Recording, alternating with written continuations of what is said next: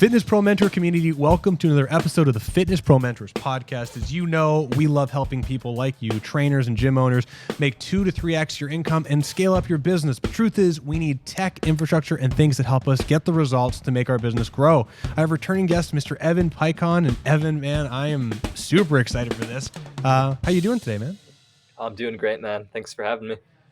Dude, I'm honored. I mean, this is our third time. If anyone's listening to this, we did an interview with Evan, kind of like his entire world of everything about a year ago. And we did a collaborative episode with Jacques Henry Taylor, who's a student of neuroscience and just a brilliant guy. And today we're going to talk about something that you hinted at in both of those episodes. And I said, when you're ready to release it, we got to talk. And it's about this crazy piece of tech that you've been working on for years behind the scene. What is this crazy thing? Yes. So I'm very excited to talk about this. I know I've been hinting at it for a while and I haven't really been allowed to say anything. So yeah, I work for a company called NNOXX and we've developed a new wearable, and it really is a next generation device. So it is the first and only wearable device on the market in the world to measure nitric oxide activity in the blood non-invasively. So that's a lot of words. I'm sure we'll unpack that in a little bit. It also measures measurement called usable oxygen consumption, which is strongly correlated with VO2, if anyone's familiar with that measurement. Also a first of its kind measurement. And then we have other measures like muscle oxygenation, which people may be familiar with, tissue temperature and things of that nature. Love it, man. Yeah, no, we definitely got a lot to unpack here, and you sent me a little thing to prepare, and I'm a little nervous, man, because there's a lot of detail here, but I think it's going to be good and we can unpack it. So, I mean, honestly, the thing that you introduced me to a while ago that really kind of blew my mind, and you've got it great worded here, you talked about the 2-gas respiratory cycle versus the 3-gas respiratory cycle. And I think this is great because if we start exploring this and then why people should even care about nitric oxide, that'd be great, because truthfully, nitric oxide to me was a supplement I bought when I was bodybuilding. And as we unpacked with you an episode ago, that's hot garbage, and we shouldn't be worried about that as much. Yeah. So, yeah, most people in our world, when they hear nitric oxide, they think NO Explode. That was a big one. It's delicious, but it doesn't do anything. Yeah. Beetroot supplements, things of that nature. So there's a lot of information about nitric oxide. People are broadly aware that it does something to vasodilate tissues in the body, but there's a lot of misconceptions around nitric oxide. So most of us, when we think of respiration, we think of the respiratory cycle. You breathe oxygen in, you breathe carbon dioxide out. Every single person listening to this has probably heard that at one point or another. But where traditional education is incomplete is that we miss the third gas in the respiratory cycle. So it's not a 2-gas respiratory cycle, oxygen, carbon dioxide.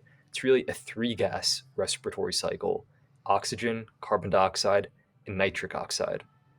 To kind of paint the story of how nitric oxide works. So most people that are familiar with nitric oxide know that it's produced by the endothelial cells. So when you're doing a workout and you get a big muscle pump and you're getting all of that blood flowing to the muscle, that blood creates shear on the vascular walls and it stimulates the endothelial cells to release nitric oxide. And that's really where the story ends for most people, that nitric oxide vasodilates the blood vessels and you increase blood flow. Well, that's really only a small part of the picture, because what I just talked about is happening in the arteries. That's the macrovascular system. The specific form of nitric oxide that I'm interested in and that the NNOXX device measures is in the microvascular system. So we're concerned with blood flow and oxygen delivery deep inside of the working muscles. So when you have a deoxygenated tissue, the oxygen's already been released and it's carrying carbon dioxide. That hemoglobin molecule in your red blood cell, it scavenges up all of that free nitric oxide in the bloodstream. So it exists as a gas, but it's really only around for a very short period of time because hemoglobin eats it all up. So after that deoxygenated red blood cell travels all the way back through the systemic circulation and gets to the lungs, it releases the carbon dioxide and we expel that off as a waste product. But when that happens, and the red blood cell picks up an oxygen molecule in the pulmonary capillaries, that ordinary nitric oxide molecule releases from the heme iron on hemoglobin, and it picks up an electron, and then it attaches to a specific amino acid on hemoglobin in the red blood cell. When that happens, nitric oxide is transformed into another molecule called S-nitrosohemoglobin. Just so I don't need to say that word 20 times, we call that SNO, SNO. That SNO is the active form of nitric oxide that controls blood flow to the microvasculature and muscles, i.e., when you're exercising and you're utilizing a lot of oxygen in the working muscles, that SNO molecule is responsible for dilating your blood vessels and allowing you to get more blood and oxygen into that tissue. So now that that SNO has been created in the lungs, that red blood cell comes back to the heart, then it gets pumped out to the rest of the body. So now the red blood cell is traveling through the body. When it finds a tissue that's deoxygenated, the red blood cell acts as like a mini microcomputer. It senses how much oxygen is in the environment. If the oxygen level in the tissue is low, the red blood cell releases its oxygen and it releases its SNO. Releases the oxygen. We all know what happens. Oxygen goes and it gets picked up by the mitochondria and it's used for energy. But what that SNO molecule does is it signals for the blood vessel to widen. That results in greater blood flow and oxygen delivery in the muscle tissue. Now, on the flip side, if that red blood cell gets to a tissue and the oxygen supply is fine, nothing happens. It doesn't release oxygen and it doesn't release SNO. This is a really important component because each tissue has its own oxygen needs, and the red blood cell regulates oxygen delivery on an as needed basis. So if you're doing a set of bicep curls and you're utilizing a lot of oxygen in the muscle, you're going to deoxygenate and you're going to release a lot of SNO and increase your blood flow. But when you stop your set of bicep curls and you're hanging out resting, you don't need to keep delivering all of that blood to the muscles. You've already done the job. So you're going to stop releasing that SNO and blood flow is going to slow back down. So that's kind of the big picture overview. I know that's a lot there, but that kind of covers the base. I'll tell you what, I never listened to any of my own podcasts ever again, but that first 7 minutes I'm definitely going to re-listen to a couple times so I can timeline this a little bit better and get on that, because that was a lot, but that's absolutely incredible. And I'm very impressed. I mean, overwhelmingly impressed with your knowledge and how well you understand this stuff, because being able to communicate that so clearly and confidently is, I mean, clear evidence that you're seeing it and you literally know it. So that's just outstanding. Thank you. Thank you. Yeah, no, absolutely. And so much to unpack with this. So with this, I mean, I got to come back to this because you were talking, and the thing that I come back to all of my education, I definitely learned extensively about the 2-gas respiratory cycle. Like that was like, I've heard of nitric oxide, maybe mentioned like softly within some of the literature, but I never really heard much about it at all. And it seems that the majority of the conversations I've had with you, this is a very huge linchpin component of this conversation and the 3-gas respiratory cycle. And I'm just wondering, is this information that has been overlooked for decades, or is it relatively new, understanding the implications of nitric oxide and SNO as it relates to red blood cells and tissue function? Yeah, so I wouldn't say it's been entirely overlooked, but it's a burgeoning science. We all know it's a kind of cynical quote. Max Planck said, "Science advances one funeral at a time." The reality is that it takes a really long time for fields to change because there are established norms in any body of science. And it takes the old guard moving on and new ideas to take root for these things to become more widespread and common. So the discovery of this SNO molecule stems back to the mid 90s, but it's really in the past decade that more and more evidence has been mounting showing that this is the molecule that is a primary regulator of blood flow to the working muscles, the brain, and the heart. And if you, it's a kind of niche body of literature, but microvascular physiology or cardiovascular control, these ideas about SNO are becoming more pervasive. They're very highly cited and relatively well understood, but this information hasn't really permeated to kind of the general collective understanding. So it's not taught in most university curriculums. It's not taught in most or any high schools. As a result of that, it's not well known in the fitness industry. I wasn't entirely familiar with this body of literature until about 2 years ago when I started actively working on it and getting to know a lot of the researchers at the forefront of this field. Yeah, well, it's super interesting. And the thing that's raising my eyebrow, and you brought this up, and I couldn't think of it. I mean, I have one of the relatively new Apple Watches that measures my blood oxygen level. And Mhm. I remember when they released this, I'm like, well, this is kind of a neat feature. I can't wait to recommend this for some of my clients. And then reading some of the things that you sent me, realizing that, the blood oxygen level alone is really not the whole story. Like there's a whole layer that the receptor you're working on, the NOx receptor for this, really helps to kind of get ahead of that these devices like the Oura Ring, the Apple Watch don't. Yeah, well, it's long been known that there's really a disconnect between the amount of oxygen that you would measure in the blood, your arterial oxygen, that's what's measured with all of these different wearables, and the amount of oxygen in tissues, even. So typically, I mean, you've noticed with your Apple Watch, your blood oxygen level, I'd imagine it's probably somewhere in the realm of 97 to 99%, pretty much all day, every day. Maybe if you do some kind of like really horrible conditioning session, it might get a little bit lower, but you're a healthy guy, so that measurement's not really going to vary all that much. The amount of oxygen in your tissues, though, and we're talking about the muscle, fluctuates wildly during an exercise session. So you may go do an hour workout and your blood oxygen may be pinned at 99% the entire time. And your muscle oxygen may be fluctuating from 85% to 10%, depending on what you're doing.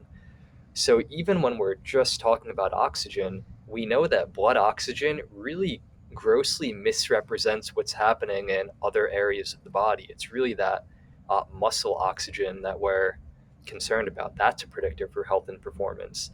But furthermore, nitric oxide takes it to the next level because if you don't have this bioactive form of nitric oxide, you're not utilizing oxygen in your tissues, and this is known. There are studies, so this specific cysteine amino acid that carries this active nitric oxide in the red blood cells is evolutionarily conserved. So every single mammal has the exact same binding site for this form of nitric oxide. It doesn't matter if you're a mouse or you're an elephant or you're a human, the exact same amino acid.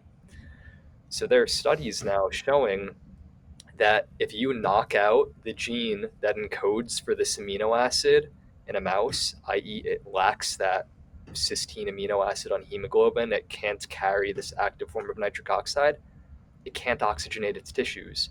So its blood oxygenation will be completely normal, sitting at a very high level, but that oxygen can't actually unload to nourish tissues or nourish the brain or nourish the heart. So these mouse prematurely develop dementia.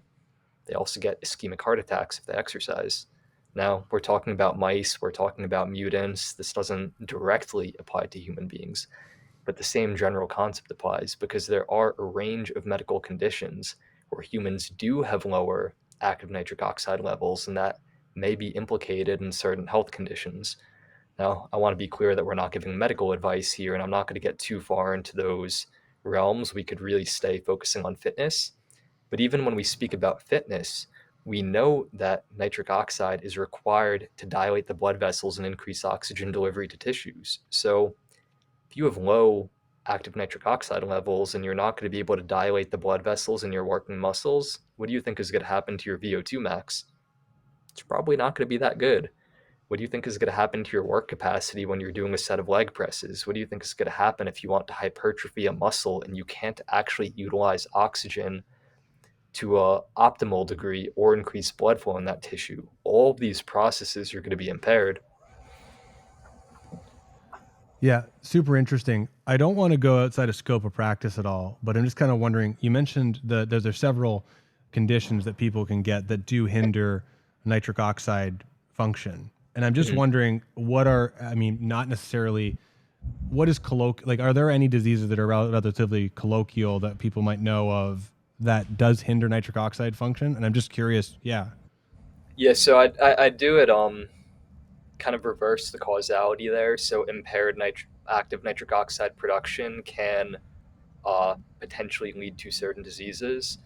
So, for example, vascular dementia. We know that it's caused by a lack of blood flow and oxygen delivery to the brain. It is likely that that is attributed to low amounts of snow. So there's a range of conditions, and really many diseases are related to how the body metabolizes both oxygen and nitric oxide.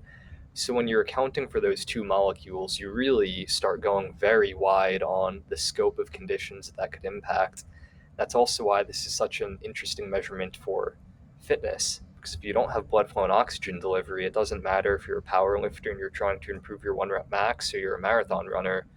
Oxygen and nitric oxide are always going to be central players in metabolism. That's really incredible.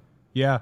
Well, and I know we talked about this with Jacques, like the endothelial growth like factor that comes from stimulating and doing exercise just in general. I imagine, yeah, that comes back to the the vascular dementia stuff. But within fitness, yeah, huge things there, and that's where I kind of want to jump in. So anyway, I get excited. Sorry, I get excited talking about how exercise can help people in all states. We work with sensitive demographics here, so I get excited about it. But let's get to the thing that you got, right? You made this wearable.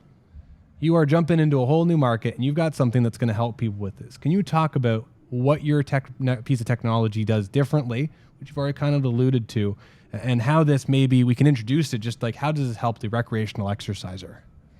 Yeah, totally. So, what it does differently is really the fact that it measures this nitric oxide activity in the blood non-invasively. So, in order to get the most comparable measurement to that right now, to the best of my knowledge, there's only about 3 labs in the world that could do that, and it's a incredibly invasive and technically challenging process to do. So it's not a test that people could go and get. Again, very limited number of labs have the expertise. The equipment to do it is incredibly expensive. Unless you are highly trained in analytical techniques, you're not going to be able to make that measurement. We've made it really simple. You literally put the device on, you put it in a strap, wrap it around your leg, and you start exercising, and we'll be making that measurement. Now, what's interesting about this is because we can measure nitric oxide activity in the blood, we could figure out how to increase it.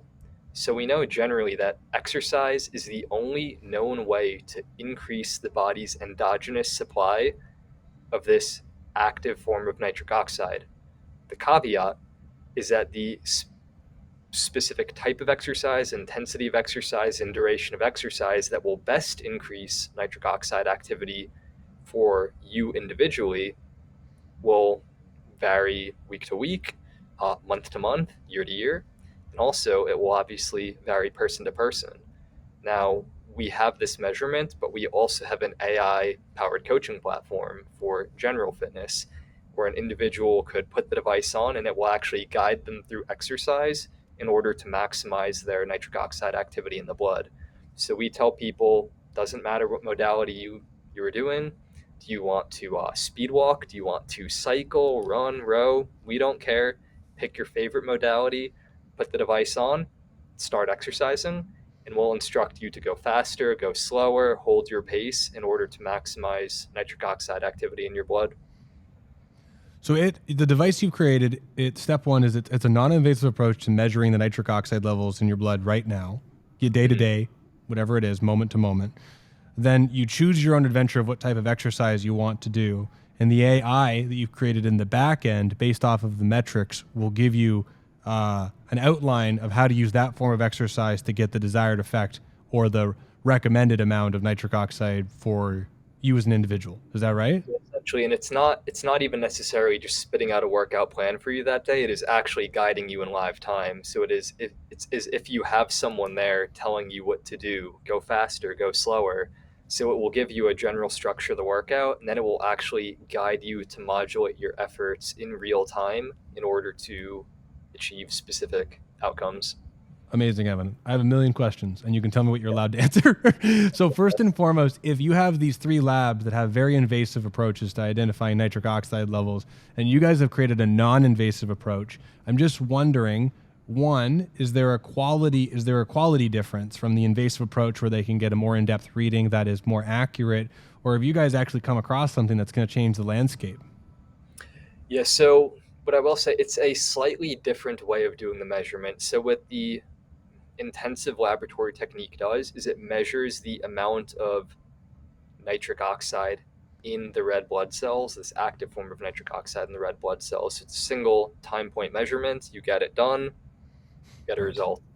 We're measuring this as a time series. So we're seeing in live time how are these levels changing as a function of what you're doing. So it's not meant to be a laboratory technique. It's not meant to diagnose disease. We are using it to guide exercise specifically because we know that increasing this form of nitric oxide is associated with a range of outcomes like positive or better wellness, better fitness, things of that nature. Incredible. Cool. So demographically speaking, right, 15-year-old young athlete puts it on. Let's say it's just general fitness is the outcome. So that way we don't have to get to like different outcomes, but you got a young guy who puts it on versus 75-year-old grandmother. Is it assessing, like, is there a baseline level of nitric oxide that's common amongst all people that is good? Or is it assessing demographics and individual status to help optimize what recommendations the AI makes? Yeah, so the way that we present this measurement, we call it PNO or personalized nitric oxide. Nice. More is better, but this is a measurement for you. So if your number today is 20, if it's 30 in a month from now, that's amazing. But your 20 and my 20 don't necessarily mean the same thing because this nitric oxide, uh, some let's call it body a system. Some systems are more sensitive to the effects of its release than other systems. And this is true with any compound that we take. If you and I both take an aspirin, that aspirin is going to have a different magnitude of effect in both of our bodies.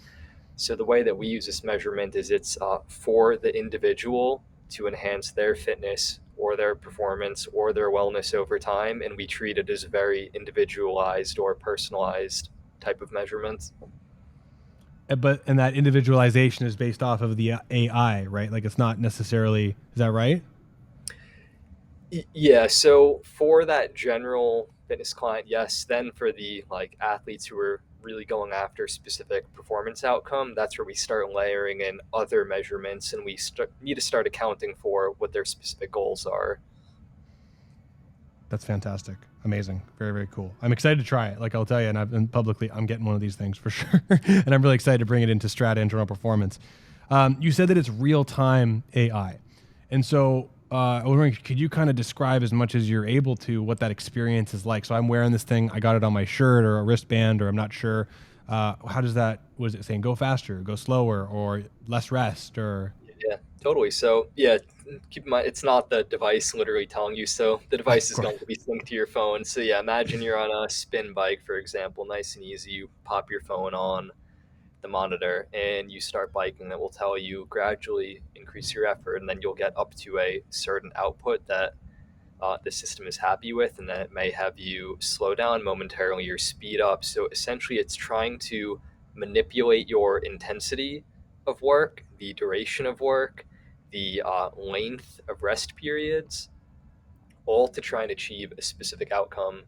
And on some days, there may be a slightly different outcome goal as the day before. Obviously, we know you don't want to you don't want to do maximal effort work every day. So if you're exercising every day of the week, instead of thinking of it as you want to maximize your nitric oxide activity on every single day, which would require you pushing yourself really hard, we're trying to think, how do we maximize this over the course of a week to create a sustainable program so the cumulative effect of these workouts is to maximize your nitric oxide activity in your blood.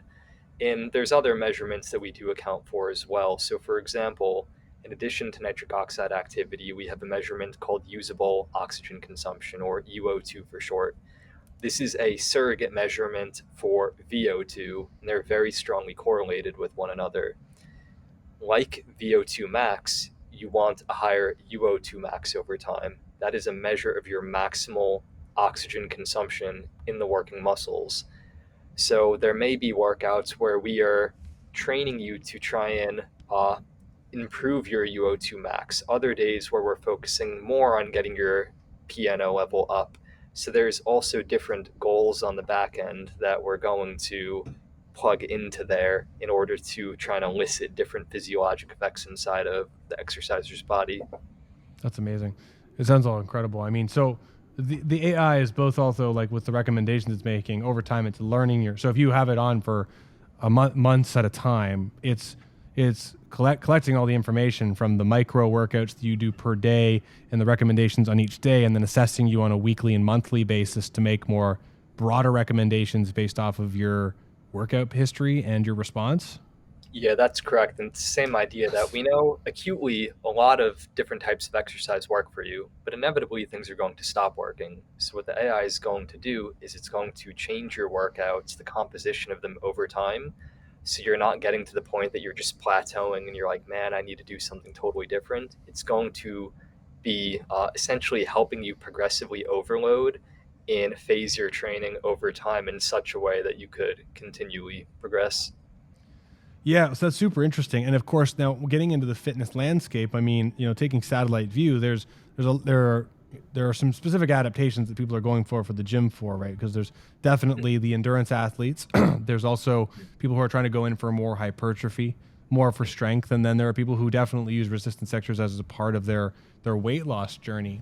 And I'm just wondering, maybe we could talk about, whatever archetypes that you use to talk about how this information might help a recreational exerciser lose weight and or grow muscle on that progression model you just regarded.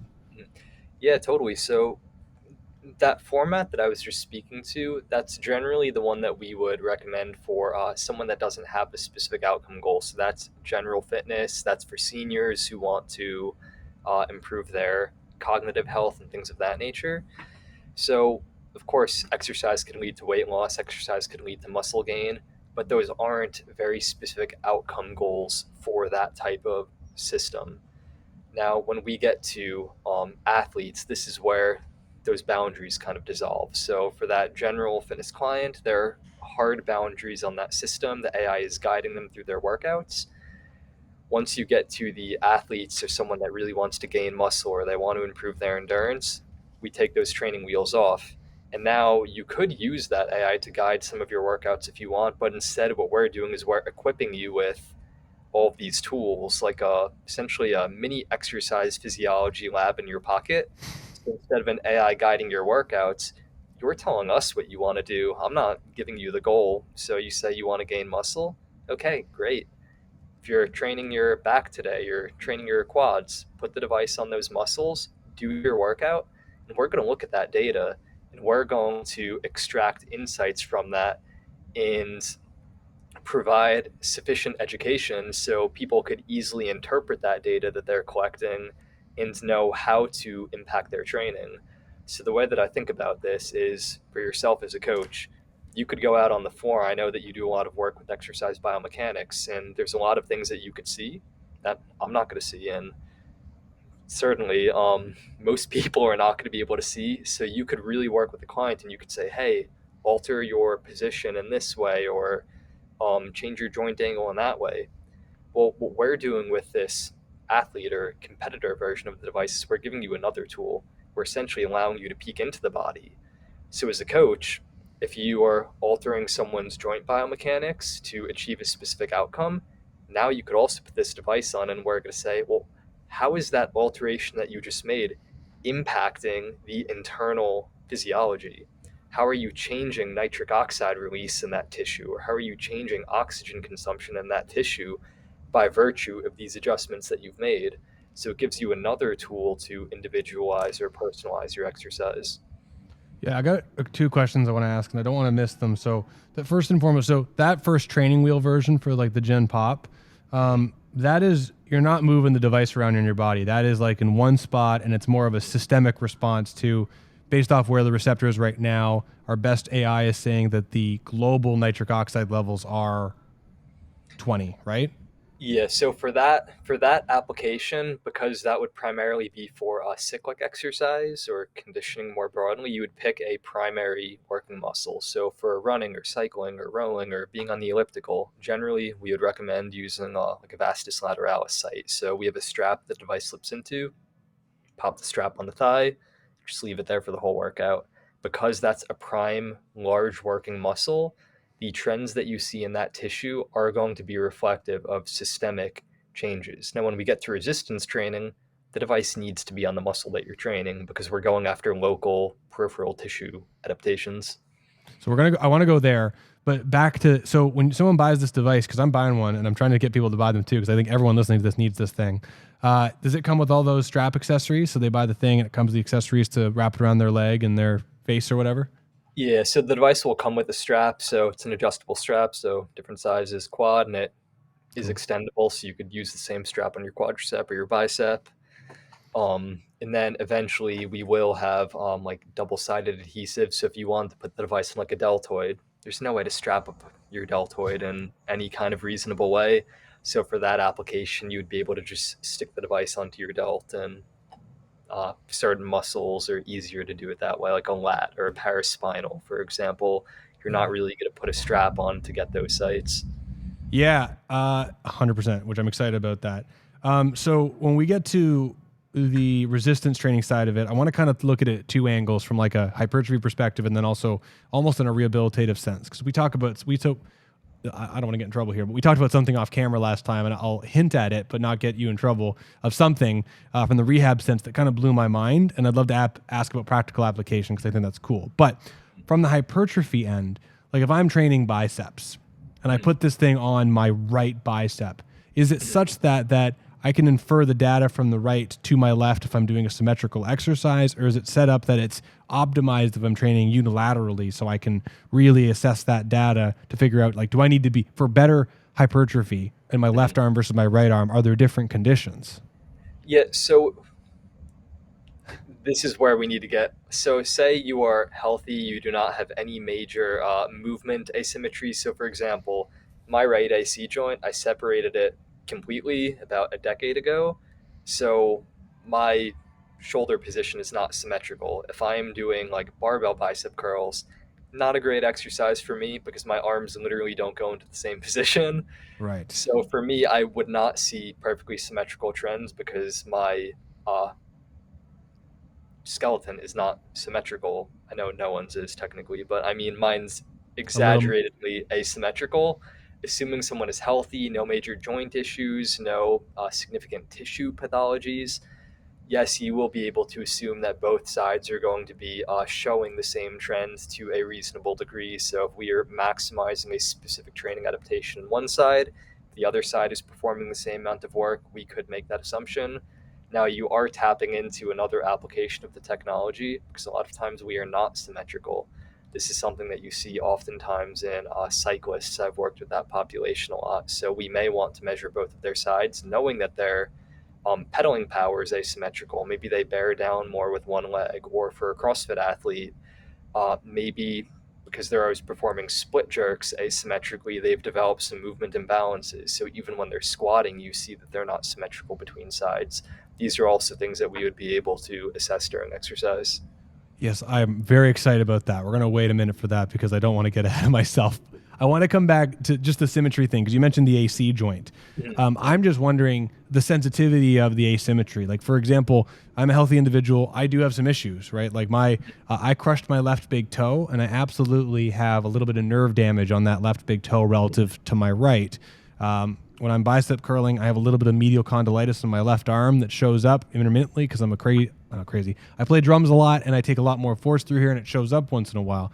So if I'm in the bicep curl analogy, if I've got like a sensory somatic pain, acute thing that's around, is that data that would say we should be looking at this unilaterally for bicep training? Like if someone's hurting or feeling different, is this something that you can still use in the symmetrical way, or do you think it would be more optimized to do the unilateral approach? Yeah, so I need to be careful here because this becomes so individualized from person to person that I don't want to broadly speak to this type of issue. So I Broadly think speaking, is fine for today. yeah. So honestly, I think we would need more data on that Fair from enough. a larger population than the tests that we've done thus far, and that would be something interesting to look into months down the line when we've collected more of this data. Cool. Yeah, just curious. Um, and so, is it such that if someone's going to be doing like larger exercises, like a squat, do they need Mhm. multiple receptors, like one for the glute, one for the quad, one for knee flexors? Yeah, so this depends on how nuanced they want to get. Generally, because we're based on what we are measuring, these are more regional measurements. So, in my experience, putting one device on the vastus lateralis and one on the medialis and one on like a biceps femoris, um, some of the trends would be much more specific to certain tissues. Certainly, like a oxygen consumption measurement would be more like a lateralis and medialis, you're not going to see a big difference, but maybe like a biceps femoris versus a VL, oxygen consumption will be different in those tissues by virtue of them doing different things in that lift. But something like a nitric oxide activity measurement, or PNO, won't be that different between those tissues because that is a regional measurement. So because those muscles are on the same limb, generally the nitric oxide activity is going to be similar in those areas. So again, hypertrophy gets a little bit harder because I know we could get so increasingly specific, Yeah. what muscles are being stimulated and to what degree.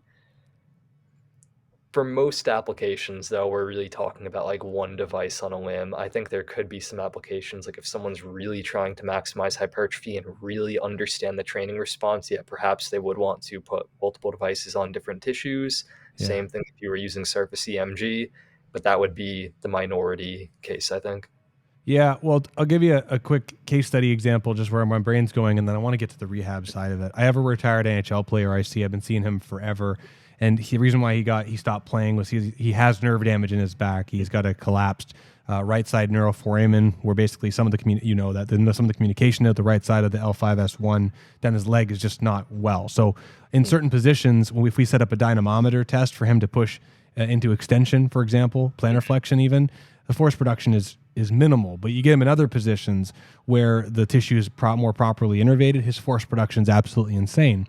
So in that example, I'm wondering for him, if we were to take two receptors, one on nerve influenced tissue where there's less communication, and then one that's more of a healthy tissue, would we get two different readings and two recommendations, a recommendation for the healthy tissue and then a recommendation for the abnormal tissue? And I understand this is a broad stroke question, but is there any benefit to that? Because that sounds kind of cool in my nerdy opinion. So the short answer is maybe. I haven't done that test though, so honestly, I just don't know. And that's actually where I'm excited for people to start using these devices because my imagination is limited in scope. I think people could use these devices for all sorts of things that I've never imagined. Years ago, I did some physiologic testing with professional motorcycle riders, and they wanted to measure like oxygen consumption in their forearms while basically riding motorbikes like sideways. People think of all sorts of crazy things. Yeah. So, I'd kind of put that back on you and say when you use them, test it out and tell me what happens. But I'd love to look at that data. they do daisy chain together though. So if I had two, they do connect together? Uh, Or is it? Yeah, physically they're not connected because they're each individual wearables. But yeah, you could stream the data from both of those devices and we can look at both of the measurements. Amazing. This is not for Fitness Pro mentors, but I do a little bit of biomechanical research, like applied biomechanics, not in a clinical setting for drummers. And I'm super interested in maybe picking up two of these to do some like split. Anyway, that's a whole other. Okay, cool. So let's go back to the rehab thing because I think that's a whole world that some of the demographics who are listening to this podcast will really find interesting. And that was what you hinted at to me off air last time before this thing was even announced. You talked about some athletes where there might be asymmetrical performance, CrossFit athletes where they're not putting as much force through one foot and or atrophy from one leg to another. And I'm just wondering, could you talk about the application for this within assessment? Yeah, totally. So I think the cases where people know that they have asymmetries is a little bit more of an obvious approach. But the interesting to me is a lot of times people either don't know that they have these gross asymmetries or they will think that the let's say I don't want to say healthy unhealthy because that's not necessarily the proper term. The uh, optimal leg is the one that is not in fact optimal. And to make this a little bit more specific, so working with a lot of CrossFit athletes, I can't tell you how many times I've talked to people and they're like, hey, when I do wall balls in a Metcon or rowing and it's really fatiguing me, my left quad gets so pumped and it's so filled with blood, and my right leg, it's nothing too major. So my left leg is a problem. Like I need to deal with this left leg quad pump. And the reality is their left leg is actually the normal one. Their right leg is not getting a pump because it doesn't have good blood flow and it has really poor oxygen utilization in the tissue. So what they think is the problem is actually not the problem. They need to focus on restoring that function in their right leg instead of trying to get rid of this pump that is a natural side effect of doing intense metabolic work in their healthy leg. So that's a case where it becomes abundantly clear when you use these types of devices. You would see that athlete rowing and the left quad is super pumped, and you would see their nitric oxide activity going all the way up. They're getting all of this increase in blood flow to that tissue, where the other leg may look kind of inert, and that's the leg that needs to be dealt with. However, someone feels that that is best done.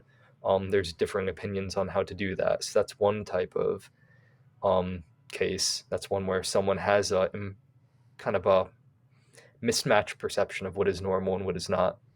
But There's that, other, yeah.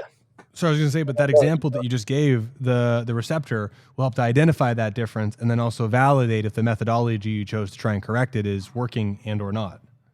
Yeah, and that's something that's the benefit of being able to use a wearable device is you could get a lot of data points. So I used to do a lot of VO2 testing. You put this really clunky gas mask on, you look like Bane from Batman, and you do a really horrible test, and you get a result, and then maybe 6 months later you do it again because it's terrible and you don't want to get those data points every day. That's great, but that's an N of 2 in a 12-month period potentially. That's not really the ideal circumstance. Where the wearable device is not even necessarily our device. It allows you to get data every workout if you so please, or throughout the day with some other wearable devices like an Apple Watch. And the more data points you get, you could see how these trends are changing as a function of time. So if you were to identify that this certain tissue, let's not even say it's problematic, let's just say you want to increase oxygen consumption in this tissue, you could very clearly see, is oxygen consumption in this tissue increasing week to week, month to month? If it's not, the training that you're doing clearly isn't working. Where if it is, you see that reflected. So it also helps us identify what is or is not effective training. And what I like about this type of approach is it doesn't require these like discrete assessment phases that could be disruptive to training, where you do like a 4-week block of training, then you do a week of testing. It becomes kind of untenable at some point. You just collect that data almost passively during your normal exercise sessions. You could retroactively analyze that data and see, hey, are things moving in the right direction? And if not, form a new hypothesis. Say, okay, I think adding this to my program will move the needle. Then do it. Wait 2 to 3 weeks and see if it moved the needle or not. And it makes it really clear. And I think it removes a lot of the like paralysis by analysis as a coach, where we're trying to like think, oh, what's going to work? Just make a hypothesis and test it out. And if it doesn't work, it doesn't work. But it makes things much, much easier to interpret. Dude, man, this is just it sounds too good to be true, to be quite honest with you. Like, I'm really excited about it. I got 2 questions for you, and then I want you to mail me one right away. So I got a weird question. It's kind of like slightly technical, but you talked about specific divisions of anatomical muscles, like bicep femoris, vastus lateralis, vastus medialis. And I mean, as you well know, like in many of the areas, the density of tissue stacked on top of one another, it's there are definitely larger muscles that are easier to identify. Even with EMG, you can kind of surface figure that stuff out. But you go out to a certain spot on pec major, and there's definitely a pec minor beneath it, and a serratus anterior, and intercostal muscles. And I'm just wondering how the device, not technically speaking, but can the device differentiate between different divisions of anatomical muscles, or is it just reading the chunk of skeletal muscle below it as an aggregate reading for the snow? Yeah, so in the short term, I will say that this is going to depend on a lot of different factors, like specifically what muscles we're talking about, where the insertions are. Generally, we recommend measuring on a muscle belly. So that tends to lend itself to, if 2 muscles are stacked on top of each other, one of them is going to have much greater density and it's more superficial. Mm-hmm. That is the primary one that we would be taking measurements from in that circumstance. Cool. Actually, this is a silly question. It's an extra one. I saw a video that the Apple Watch receptors didn't work over top of heavily tattooed areas. Has there been any issues with that with this? No, so surprisingly, we haven't had any problems with that. And I actually am relatively heavily tattooed, and I've taken measurements on myself, and I haven't had any issues. Cool, man. Sick. My last kind of like big question. So I'm a coach, right? Gym owner, trainer. And I also have like 60, 70 clients I see actively within a month. And I'm just wondering, so I get this device. Do I need 2 devices, one for me, one for my clients? Is it 2 different subscriptions as far as the AI goes? Like, how would that? I want one. Tell Mhm. me choose my best adventure. I got 10 trainers that work here. We got hundreds of clients. Do I need one for each trainer? Sell me.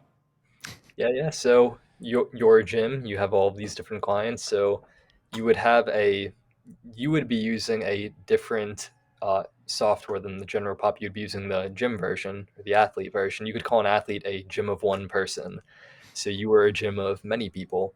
So if you wanted and it was efficient for you, you could have one device, and within your portal, each athlete will be within your roster. So the subscription would be based off of how many people you have in your roster. So there would be a subscription fee for each person, and gyms could figure out how they want to handle that. Maybe the athlete pays for that fee. Maybe the gym eats that cost, knowing that it could justify a higher price point with clients. So there's different ways to do it. In other circumstances, maybe the gym would want each athlete to have their own device, and they could go home and do some additional exercises that the coach prescribes between their scheduled one-on-one training sessions. So there's a lot of different ways that a gym could take advantage of this to potentially even increase their revenue. Yeah, no, I'm excited about that, and I think that's where you guys are going to have some really cool stuff. So, is in the back end, is there different portals? Like, if I have 10 trainers, can I have 10 trainers with their own client files attached to them? I would need to get back to you on that one. All right, if not, I'm gonna make that recommendation because that's always been the biggest pain in the ass when I've invested in software. Yeah, and this is I mean, why it's great talking to people like yourself. We hear what people need and we build it. So I'll definitely make a note of that one. Well, I'll be honest. I know a lot of people who are going to be listening to this episode later, and several of them have cohorts of trainers and staff beneath them, and being able to organize per trainer to file. And so, if I get that gym version that you're aware of, will I be able to also recreationally? I guess I could just use it as if I were a client under the gym under myself, right? Yeah, I mean, if you want to use it, yeah, you could just make yourself a gym member in your own gym and then put it on yourself and you're good to go. Evan, I got to listen back to this episode. I'm probably going to ask you a bunch of other questions after, but I'm just wondering, of this tech, the things that you're releasing, this wearable, is there anything that I didn't ask you that you think would be super beneficial for people listening to know? Oh man, that's a hard one. No, I can't think of anything super specific. I feel like we covered kind of a broad swath, but yeah, I Cool, can't man. think of. Where can people find pre-order information to get on top of this list? Yeah, so when pre-orders start, it will be on our website. So the company is called NOXX. We spell that NNOXX, like nitric oxide oxygen. So our website is just nox.com. And then on pretty much every social media platform, we have the same handle. It's Nox, NNOXX underscore INC. So Nox Inc. You can find us pretty much everywhere. All of the platforms will post more information as it becomes available. So whichever one's your favorite, follow us there and you'll be able to stay up to date. Amazing. Honestly, dude, I have a million experiments I'm really excited about. I have a whole curriculum on a course on just post-activation potentiation and teaching trainers how to use dynamometers. Mhm. And really incredible stuff just with that. And I'm excited to see how that data stacks on top of adding this data, and can we apply it in kind of like a clinical exercise setting. Yeah, I would love to see that data if you end up collecting it. I am. Don't worry, because I've been looking for more things to integrate into our business. And this seems like, honestly, a relatively affordable and no-brainer piece of information that could help to prove or disprove what I've been working on, but ultimately, regardless, help us get more information that can help our client demographic.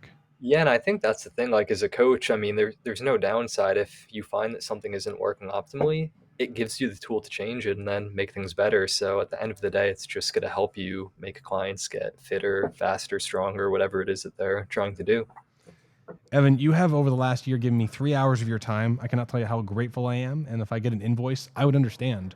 But I appreciate it. And I'm super excited for our people. We're going to put this on YouTube. We'll have it in front of as many people. This is one of my favorite episodes I've done. And I'm just so grateful. I know that this is your business and your passion, but at the same time, thank you for all the energy you've put into this, because this is just groundbreaking and could be game changing. Thank you so much. And thank you again for having me on and listening to me drone on in my monotone voice. Hardly, dude, hardly. And I don't know if you're down, but in a year from now, after I got one of these and some of my students have got it, I'd love to get you on and talk about how things have developed, because it's just incredible. I think it could change the landscape of fitness. Absolutely, man. I'm game to come on anytime. Awesome. Everyone, check out Evan, check out NNOXX, pre-order this thing. And when you pre-order them and you tell them that Brandon sent you, so they send me some for free. Just kidding. Absolutely. All right, Send you a buddy. bottle of champagne. Let's do it, man. Yeah. Evan, thank you so much, man. Have a good one. All right. Thanks, you too.